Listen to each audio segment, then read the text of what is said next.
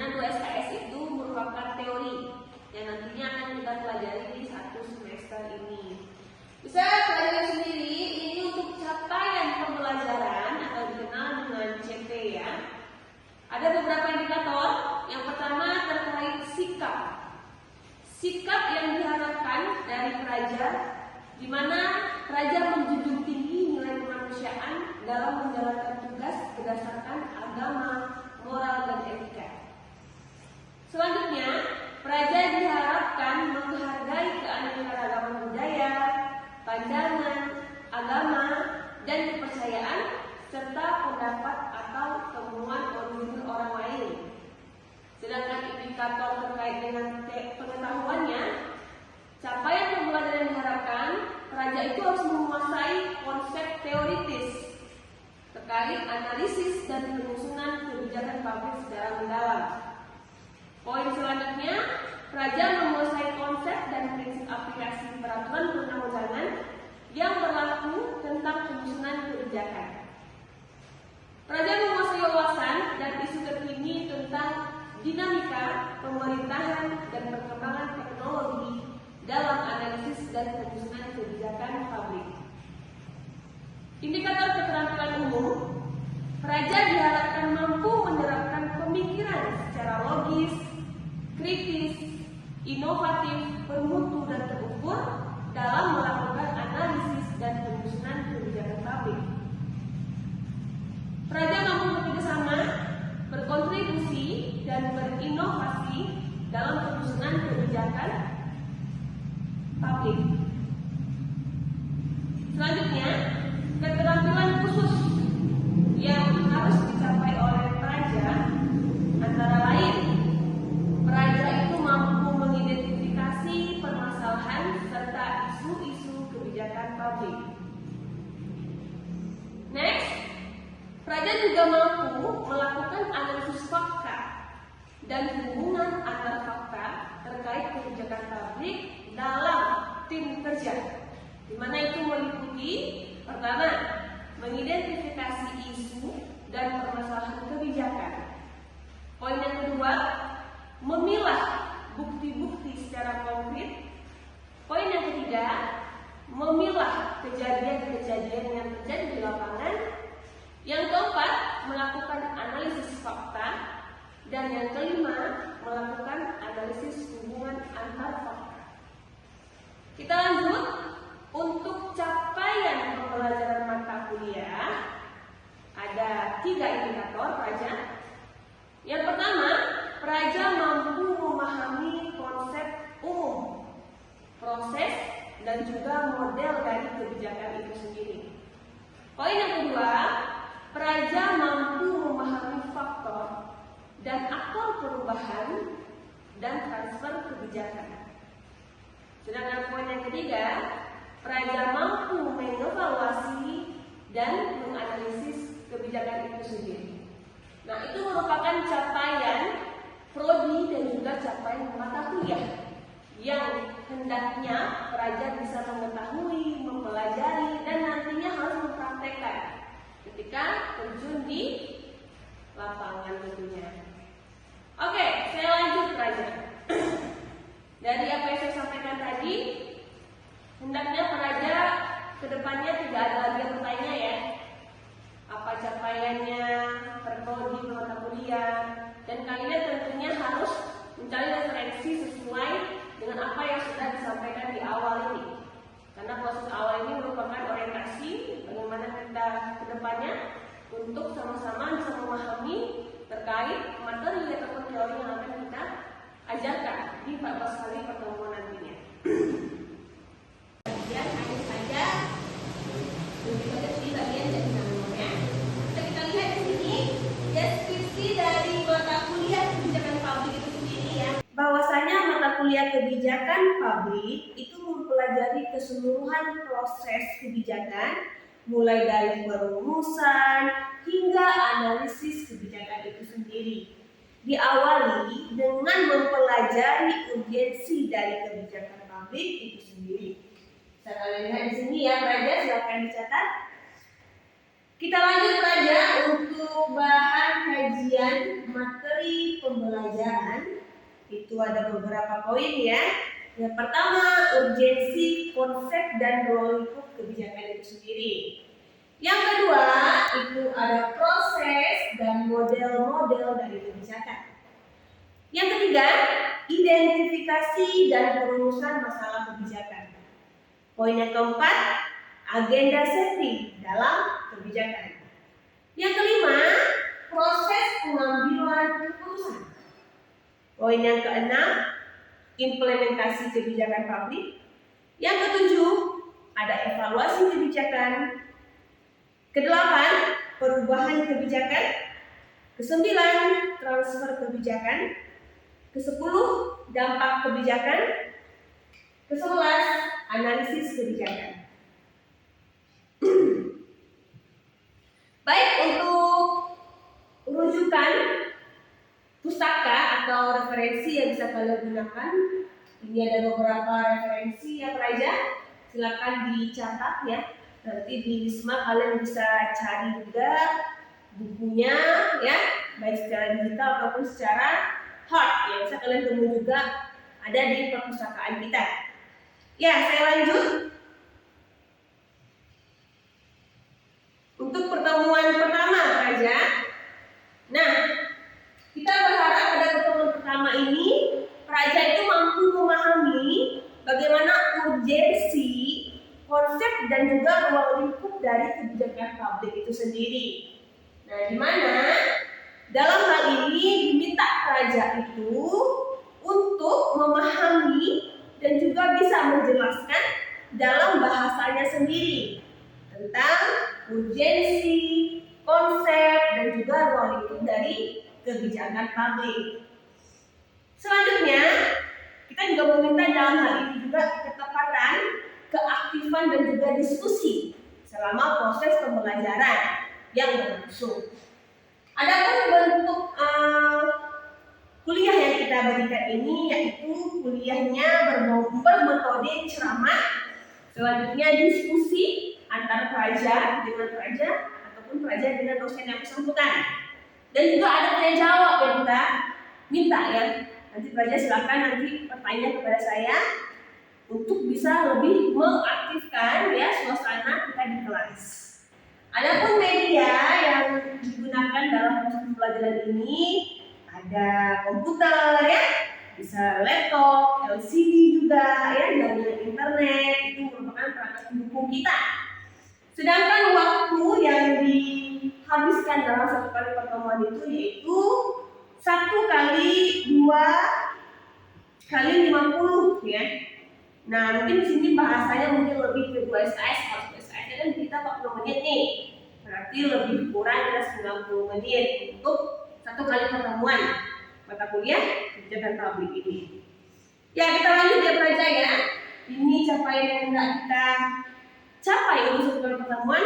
Pelajar memahami urgensi kebijakan publik ya, definisinya, konsep dari kebijakan publik itu sendiri ya.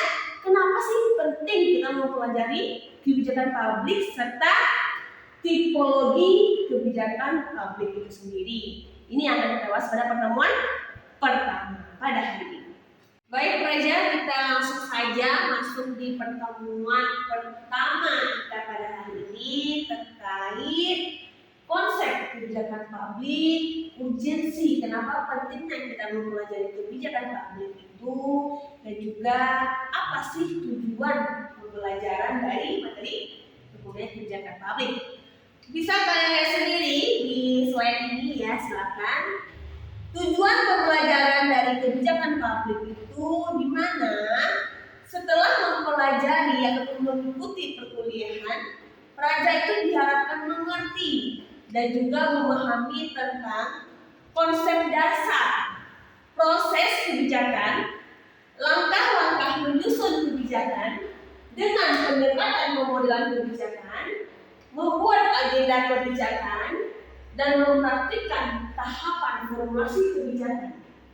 Selanjutnya, implementasi kebijakan, serta praktik dari evaluasi dan analisis kebijakan publik dari perspektif governance relationship dan kepemudaan. Selanjutnya, mana selama satu semester kurang lebih 14 kali pertemuan itu praja wajib mengikuti kegiatan di kelas ya dengan proses pembelajaran kita seperti halnya sudah diterangkan pada RPS tadi. Pertama, ceramah dari dimana si dosen atau saya sendiri itu memberikan materi kepada praja. Selanjutnya tanya jawab ya dari praja kepada dosen itu sendiri dan juga diskusi di kelas. Nanti kita juga akan bikin sebuah kelompok dan punya kelompok diskusi yang dimana praja akan tampil mempresentasikan sampai nanti di pertemuan terakhir kita. Poin yang kedua, praja diminta untuk mengembangkan materi tentang kebijakan publik itu sendiri.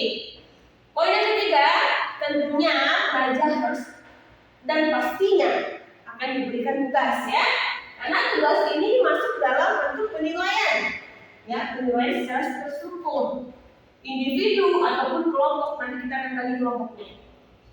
Selanjutnya ada paparan tugas makalah yang pelajar buat sendiri, itu akan menjadi penilaian bagi saya ya selaku dosen kepada pelajar itu sendiri. Nah, kita lihat untuk evaluasi pembelajaran di mana kalian satu semester ini akan dilihat ya kemampuan kalian mengikuti perkuliahan di kelas itu dinilai tentunya ya. Dinilai itu keberhasilan pelajar ditentukan oleh prestasi kalian masing-masing ya. Yang pertama, si dosen akan melihat bagaimana keaktifan kalian, partisipasi kalian yang ada di kelas ini ya. Yang kedua, itu dinilai juga dari pembuatan dan pengembangan materi kebijakan publik. Nantinya yang akan kita berikan tugas baik individu ataupun kelompok ya.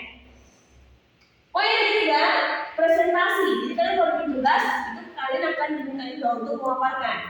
Tidak hanya buat tugas jadi dan kita nggak bisa ya. Kalian diminta untuk memaparkan juga di kelas.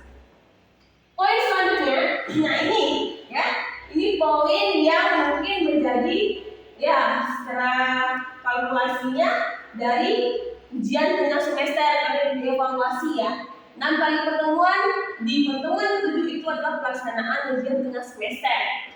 Selanjutnya, nilai juga dari hasil ujian akhir semester. Itu adalah lengkap untuk 14 kali pertemuannya. Nah, ini C dan D, ujian susulan atau ujian perbaikan itu di mana pelajar sendiri yang masih memiliki nilai di bawah ketentuan. Itu akan kita adakan ujian susulan nantinya dari dosen yang bersangkutan. Ya saya berharap kelas ini nggak ada ya, nggak ada nilainya di bawah standar. Semoga kalian nantinya lulus ya dengan angka yang di atas standar dulu. Ya, bisa lihat sendiri ya untuk berapa persen sih Bu untuk penilaian ini. Di ketentuannya untuk nilai ujian akhir semester itu kita ambil presentasinya 45% ya. Selanjutnya nilai ujian tengah semester itu diambil 20% secara keseluruhan. Nah, kehadiran juga ya. Jadi jangan sampai kalian berpikir kalian ya dinas dalam kah, sakit kah ya, nyakit ataupun kalian TK itu akan dihitung dalam pertemuan kalian ataupun kehadiran. Karena bobotnya di sini ada di 5% ya. Lanjut, nilai tugas terstruktur juga akan kita ambil di presentasi 15%. Nah, kita lanjut ya.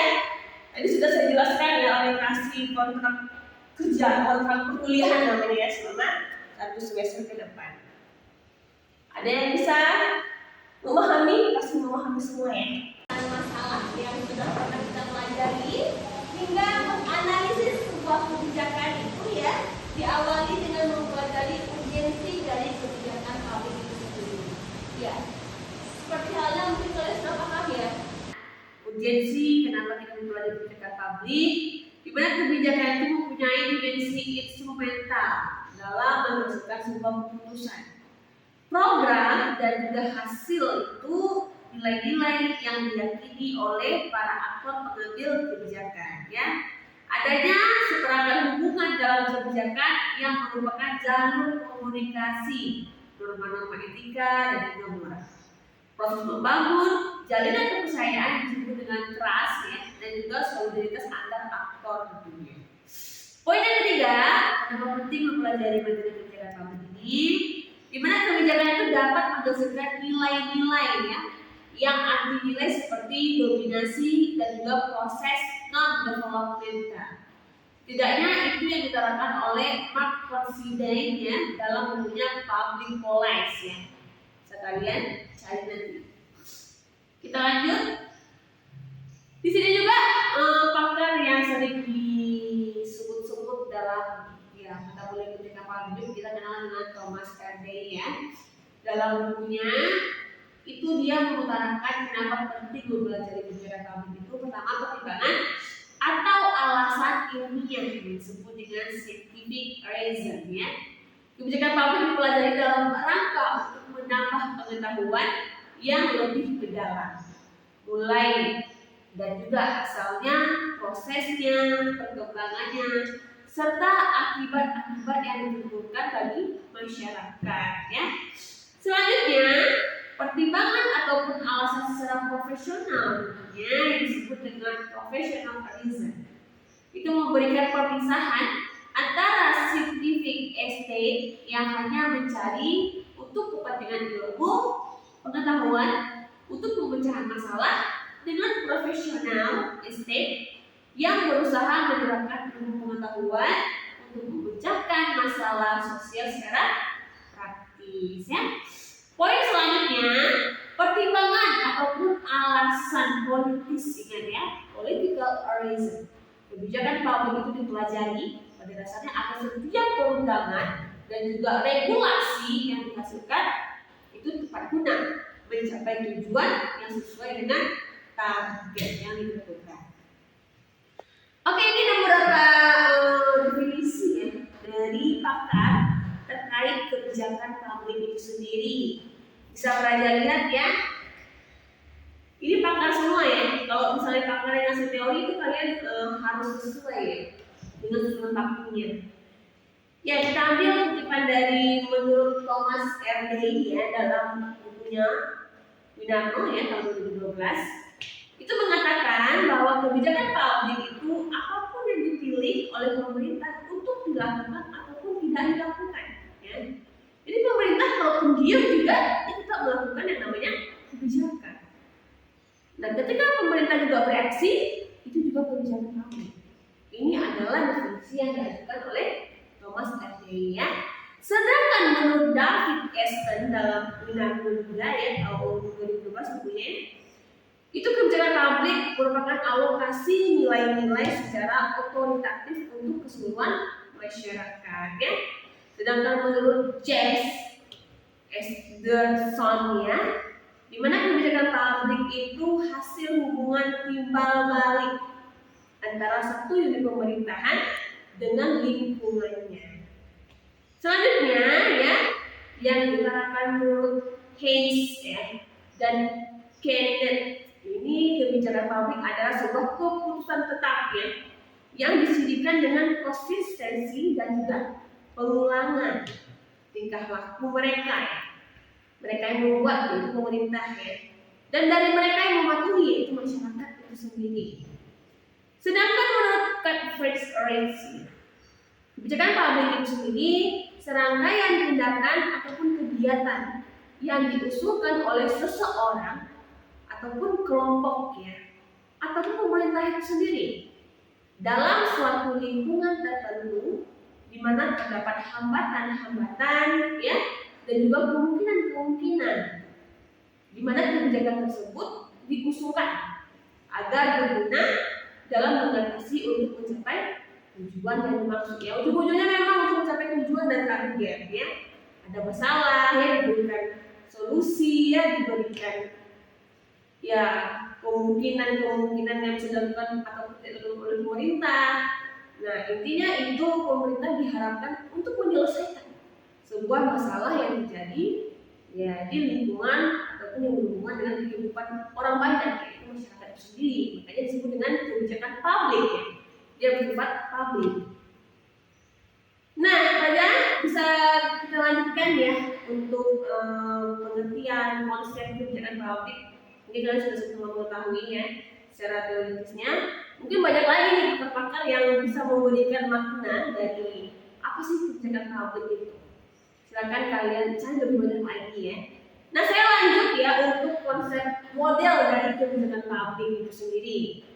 Dalam hal kebijakan publik itu ada beberapa model ya. Model bagaimana ya si pemerintah itu dalam mengenal suatu aspek yang terpilih dari kondisi masalah yang cukup tertentu ya. Biasanya model ini adalah bagaimana pemerintah untuk menyelesaikan suatu masalah ya, itu dinyatakan dengan bentuk ya diagram, grafis ataupun persamaan matematisnya. Ini model dalam penyampaian suatu kebijakan ya. Sedangkan bagaimana bentuk karakteristik model sendiri, dia harus jelas ya, sederhana ya, harus tepat ya, harus bisa dikomunikasikan ya, dan juga bisa memahami ya kebijakan publik secara lebih baik lagi, memberikan penjelasan dan juga memiliki suatu konsekuensi dari suatu masalah itu sendiri. Ini merupakan model saja sebagaimana yang sudah saya sampaikan tadi ya, dalam proses kebijakan publik kita juga mengenal yang namanya analisis kebijakan ya. Dalam menganalisis sebuah kebijakan, poin pertama yang harus kalian lakukan nantinya ketika menjadi pemerintah, kalian harus mengenal dulu ya isu-isu masalah yang terjadi di lapangan. Nah, isu masalah itu terus dalam perumusan masalah ya. Nah, perumusan masalah itu tahapan awal dalam proses kebijakan publik. Nah, untuk perumusan masalah saja ya, perumusan masalah itu juga memiliki tahapan ya. Perumusan masalah ini ada 7 tahapannya juga berada ya. Ada 7 tahapan dalam proses kebijakan publik ya. Yang pertama kita kenal dengan pengkajian persoalan. Yang pertama prosesnya tahapannya itu pengkajian persoalan. Pengkajian persoalan. Proses yang pertama ini ya, nggak akan mungkin pemerintah mengkaji suatu isu kalau nggak ada masalah yang terjadi di kalangan ya, di kalangan masyarakat. Nah, maka ini perlu dikaji terlebih dahulu. Persoalan ini yang apabila persoalan ini didasarkan banyak orang ya, bukan satu individu saja. Proses yang kedua dalam tahapan ya perumusan masalah ini kita kenal dengan penentuan tujuannya ya. Penentuan tujuan. Ya, pemerintah hendaknya mengetahui ya untuk masalah ini kira-kira tujuannya bagaimana untuk memberikan alternatif ataupun solusi dari kebijakan ini. Proses yang ketiga dalam tahapan perumusan masalah ini kita kenal dengan adanya perumusan alternatif ya. Perumusan alternatif. Nah, biasanya opsi ini itu nggak cuma satu ya. Nah, jika memang ada alternatif, ada cadangan, ada opsi lain nantinya yang menjadi solusi terhadap pemecahan masalah itu sendiri. Poin yang keempat dalam tahapan perumusan masalah itu kita kenal dengan penyusunan model ya. Penyusunan model. Penyusunan model dalam mencapai ya tujuan dari kebijakan publik tadi ya. Biasanya tujuan model ini kita lihat tadi model harus dengan karakteristik yang sederhana, realistis, logis ya. Bisa dipaparkan dengan adanya diagram, data, secara kuali ataupun kuantitatif. Jadi nggak cuma bernarasi saja ataupun bersifat subjektif saja. Ada datanya, begitu ya. Lanjut. Poin yang kelima dalam tahapan perumusan masalah ini kita sebut dengan penentuan kriteria. Penentuan kriteria. Penentuan kriteria ini biasanya akan dibahas oleh si pengambil keputusan itu sendiri ya, secara bersama-sama oleh si stakeholder ya. Kita lanjut poin yang keenam dalam perumusan masalah itu kita kenal dengan penilaian alternatif ya. Penilaian alternatif. Penilaian alternatif. Nah, dirasakan kira-kira mana nih opsi yang memang cocok dalam menyelesaikan masalah yang terjadi di lapangan. Nah, maka si pengambil kebijakan hendaknya paham nih Dari berbagai alternatif yang banyak mungkin yang sudah disampaikan, pilih ya mana yang kira-kira mencakup ataupun kira-kira ini bisa menjadikan solusi untuk penyelesaian masalah di lapangan. Sedangkan poin yang terakhir dalam tahapan perumusan masalah itu kita kenal dengan perumusan rekomendasi ya. Perumusan rekomendasi. Nah, rekomendasi inilah yang adalah bentuk opsi terakhir yang diberikan oleh si pengambil kebijakan untuk menyelesaikan masalah yang terjadi di lapangan itu sendiri ya. Rekomendasi udah finish berarti ya dalam penentuan masalah tadi. Karena ini alternatif, berarti dia terdiri dari beberapa macam opsi dan dipilihlah salah satu yang menjadi rekomendasi. Tentunya itu sudah dibahas secara bersama. Nah, ini tahapan dari perumusan masalah ya Praja ya. Tahapan awal baru nih. Tahapan awal adalah ya bagaimana seorang pemerintah atau pengambil keputusan kebijakan itu menentukan masalah tadi dengan merumuskan dengan 7 langkah ini ya. Saya ulangi lagi, apakah kalian sudah bisa memahami? Apakah ada pertanyaan? Jadi kita ini sebenarnya kan dasarnya dari pemerintahan itu sendiri. Jadi nanti pada akhirnya kita ini adalah seorang yang menduduki jabatan di pemerintahan. Jadi sebagai suatu pemerintah. Satu orang yang terserah. Hakim. Harus paham dengan namanya tentang kebijakan publik. Soalnya fungsi pemerintahan kan ada 4, ada pembangunan, pelayanan, pemberdayaan dan peraturan. Nah, kebijakan publik ini masuk ke dalam fungsi peraturan. Ya, apalagi nanti kalian mengemban selaku pemerintah daerah. Kalian pegang masyarakat, ya. Kalian punya rakyat. Kalian bekerja berdasarkan fungsi dari kebijakan publik ini. Yang mana kalian sudah ketahui proses awalnya itu dari tahapan